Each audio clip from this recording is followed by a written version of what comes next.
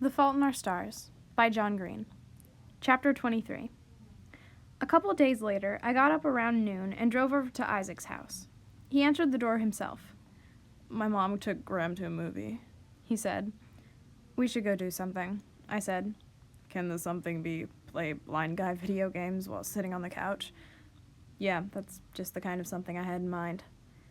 So we sat there for a couple hours, talking to the screen together, navigating this invisible labyrinthine cave without a single lumen of light. The most entertaining part of the game by far was trying to get the computer to engage us in humorous conversation. Me. Touch the cave wall. Computer. You touch the cave wall. It is moist. Isaac. Lick the cave wall. Computer. I do not understand. Repeat. Me. Hump the moist cave wall. Computer. You attempt to jump. You hit your head. Isaac. Not jump. Hump. Computer. I do not understand. Isaac. Dude, I've been alone in the dark in this cave for weeks, and I need some relief. Hump the cave wall. Computer. You attempt to jump. Me. Thrust pelvis against the cave wall. Computer. I do not. Isaac. Make sweet love to the cave. Computer. I do not. Me. Fine. Follow left branch. Computer. You follow the left branch. The passage narrows. Me. Crawl. Computer. You crawl for 100 yards. The passage narrows. Me. Snake crawl. Computer. You snake crawl for 30 yards. The trickle of water runs down your body. You reach a mound of small rocks blocking the passageway. Me. Can I hump the cave now? Computer. You cannot jump without standing. Isaac. I dislike living in a world without Augustus Waters. Computer. I don't understand. Isaac. Me neither. Pause.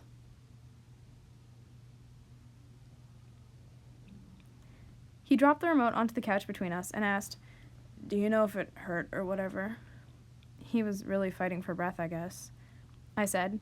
He eventually went unconscious, but it sounds like, yeah, it wasn't great or anything. Dying sucks. Yeah, Isaac said. And then after a long time, it just seems so impossible. It happens all the time, I said. You seem angry, he said. Yeah, I said. We just sat there quiet for a long time, which was fine, and I was thinking about way back in the very beginning in the literal heart of Jesus, when Gus told us that he feared oblivion, and I told him that he was fearing something universal and inevitable, and how really the problem is not suffering itself or oblivion itself, but the depraved meaninglessness of these things, the obviously inhuman nihilism of suffering. I thought of my dad telling me that the universe wants to be noticed, but what we want is to be noticed by the universe, to have the universe give a crap what happens to us, not the collective idea of sentient life, but each of us as individuals. Gus really loved you, you know, he said. I know. He wouldn't shut up about it. I know, I said. It was annoying. I didn't find it that annoying, I said. Did he ever give you that thing he was writing? What thing? That sequel or whatever to that book you liked. I turned to Isaac. What? He said he was working on something for you, but he wasn't that good of a writer. When did he say this? I don't know. Like, after he got back from Amsterdam at some point. At which point? I pressed. Had he not had a chance to finish it? Had he finished it and left it on his computer or something? Isaac said. I don't know. We talked about it over here once. He was over here, we played with my email machine, and I just gotten an email from my grandmother. I can check on the machine if you... Yeah, where is it? He'd mentioned it a month before. A month. Not a good month, admittedly, but still, a month. That was enough time for him to have written something, at least. There was still something of him, or by him at least, floating around out there. I needed it. I'm gonna go to his house, I told Isaac. I hurried out to the minivan and hauled the oxygen cart up and into the passenger seat. I started the car. A hip-hop beat blared from the stereo, and as I reached to change the radio station, someone started rapping. In Swedish. I swiveled around and screamed when I saw Peter Van Houten sitting in the back seat. I apologize for alarming you, Peter Van Houten said over the rapping. He was still wearing the funeral suit, almost a week later. He smelled like he was sweating alcohol. You're welcome to keep the CD, he said. It's Snook, one of the major Swedish... Get out of my car! I turned off the stereo. It's your mother's car, as I understand it, he said. Also, it wasn't locked. Oh my God, get out of the car, I will call 911. Dude, what is your problem? If only there was just one, he mused. I am here simply to apologize. You were correct in noting earlier that I'm a pathetic little man dependent upon alcohol. I had one acquaintance who only spent time with me because I paid her to do so. Worse still, she has since quit, leaving me the rare soul who cannot acquire companionship even through bribery. It is all true, Hazel. All that and more. Okay, I said. It would have been a more moving speech had he not slurred his words. You remind me of Anna. I remind a lot of people of a lot of people. I answered. I really have to go. So drive, he said. Get out. No. You remind me of Anna, he said again. After a second, I put the car in reverse and backed out. I couldn't make him leave, and I didn't have to. I'd drive to Gus's house, and Gus's parents would make him leave. You are, of course, familiar, Van Houten said, with Antonietta Mao. Yeah, no, I said. I turned on the stereo, and the Swedish hip-hop blared, but Van Houten yelled over it. She may soon be the youngest non-martyr saint ever beatified by the Catholic Church. She had the same cancer that Mr. Waters had, osteosarcoma. They removed her right leg. The pain was excruciating. As Antonietta Mao lay dying at the ripened age of 6 from the agonizing cancer, she told her father, panic is like fabric. The stronger it is, the more it's worth. Is that true, Hazel? I wasn't looking at him directly, but at his reflection in the mirror. No, I shouted over the music. That's bullcrap. But don't you wish it were true? He shouted back. I cut the music. I'm sorry I ruined your trip. You were too young. You were... He broke down, as if he had a right to cry over Gus. Van Houten was just another of the endless mourners who did not know him. Another too-late lamentation on his wall. You didn't ruin our trip, you self-important jerk. We had an awesome trip. I am trying, he said. I am trying, I swear. It was around then that I realized Peter Van Houten had a dead person in his family. I considered the honesty with which he had written about cancer kids. The fact that he couldn't speak to me in Amsterdam except to ask if I'd dressed like her on purpose. His crappiness around me and Augustus. His aching question about the relationship between pain's extremity and its value. He sat back there drinking, an old man who'd been drunk for years. I thought of a statistic I wish I didn't know. Half of marriages end in the year after a child's death. I looked back at Van Houten. I was driving down College, and I pulled over behind a line of parked cars and asked, You had a kid who died? My daughter, he said. She was 8. Suffered beautifully. Will never be beatified. She had leukemia? I asked. He nodded. Like Anna, I said. Very much like her, yes. You were married? No. Well, not at the time of her death. I am insufferable long before we lost her. Grief does not change you, Hazel. It reveals you. Did you live with her? No, not primarily. Although at the end, we brought her to New York, where I was living, for a series of experimental tortures that increased the misery of her days without increasing the number of them. After a second, I said, So it's like you gave her this second life where she got to be a teenager. I suppose that would be a fair assessment, he said, and then quickly added, I assume you are familiar with Philippa Foot's trolley problem thought experiment? And then I show up at your house and I'm dressed like the girl you hoped she would live to become, and you're, like, all taken aback by it. There's a trolley running out of control down a track, he said.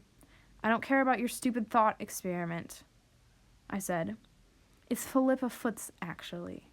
Well, hers either, I said. She didn't understand why it was happening, he said. I had to tell her she would die. Her social worker said I had to tell her. I had to tell her she would die, so I told her she was going to heaven. She asked if I would be there, and I said that I would not. Not yet. But eventually, she said, and I promised that yes, of course, very soon. And I told her that in the meantime, we had great family up there that would take care of her. And she asked me when I would be there, and I told her soon, 22 years ago. I'm sorry. So am I. After a while, I asked, what happened to her mom? He smiled. You're still looking for your sequel, you little rat. I smiled back. You should go home, I told him. Sober up. Write another novel. Do the thing you're good at. Not many people are lucky enough to be so good at something. He stared at me through the mirror for a long time. Okay, he said. Yeah, you're right. You're right. But even as he said it, he pulled out his mostly empty fifth of whiskey. He drank, recapped the bottle, and opened the door. Goodbye, Hazel. Take it easy, Van Houten. He sat down on the curb behind the car. As I watched him shrink in the rearview mirror, he pulled out the bottle, and for a second it looked like he would leave it on the curb. And then he took a swig. It was a hot afternoon in Indianapolis, the air thick and still like we were inside a cloud. It was the worst kind of air for me, and I told myself it was just the air when the walk from his driveway to his front door felt infinite. I rang the doorbell, and Gus's mom answered. Oh, Hazel, she said, and kind of enveloped me, crying. She made me eat some eggplant lasagna. I guess a lot of people had brought them food or whatever, with her and Gus's dad. How are you? I miss him. Yeah. I didn't really know what to say. I just wanted to go downstairs and find whatever he'd written for me. Plus, the silence in the room really bothered me. I wanted them to be talking to each other, comforting or holding hands or whatever. But they just sat there eating very small amounts of lasagna, not even looking at each other. Heaven needed an angel, his dad said after a while. I know, I said. Then his sisters and their mess of kids showed up and piled into the kitchen. I got up and hugged both his sisters, and then watched the kids run around the kitchen with their sorely needed surplus of noise and movement. Excited molecules bouncing against each other and shouting, "You're it! No, you're it! I was it, but then I tagged you. You didn't tag me. You missed me well. I'm tagging you, so now you're dumb butt. It's a timeout. Daniel, do not call your brother a dumb butt. Mom, if I'm not allowed to use that word, how come you use it? Dumb butt, dumb butt." And then chorally, dumb butt, dumb butt, dumb butt, dumb butt. And at the table, Gus's parents were now holding hands, which made me feel better. Isaac told me Gus was writing something for me, I said. The kids were still singing their dumb butt song. We can check his computer, his mom said. He wasn't on it much the last few weeks, I said. That's true. I'm not even sure we brought it upstairs. Is it still in the basement, Mark? No idea. Well, I said, can I? I nodded toward the basement door. We're not ready, his dad said, but of course, yes, Hazel, of course you can. I walked downstairs, past his unmade bed, past the gaming chairs beneath the TV. His computer was still on. I tapped the mouse to wake it up, and then searched for his most recently edited files. Nothing in the last month. The most recent thing was a response paper to Toni Morrison's The Bluest Eye. Maybe he'd written something by hand. I walked over to his bookshelves, looking for a journal or a notebook. Nothing. I flipped through his copy of An Imperial Affliction. He hadn't left a single mark in it. I walked to his bedside table next. Infinite Mayhem, the 9th sequel to The Prince of Dawn, lay atop the table next to his reading lamp, the corner of page 138 turned down. He'd never made it to the end of the book. Spoiler alert, Mayhem survives. I said out loud to him, just in case he could hear me. And then I crawled into his unmade bed, wrapping myself in his comforter like a cocoon, surrounding myself with his smell. I took out my canola so I could smell better, breathing him in and breathing him out, the scent fading even as I lay there, my chest burning until I couldn't distinguish among the pains. I sat up in the bed after a while and reinserted my canola and breathed for a while before going up the stairs. I just shook my head no in response to his parents' expectant looks. The kids raced past me. One of Gus's sisters, I could not tell them apart, said, Mom, do you want me to take them to the park or something? No, they're fine.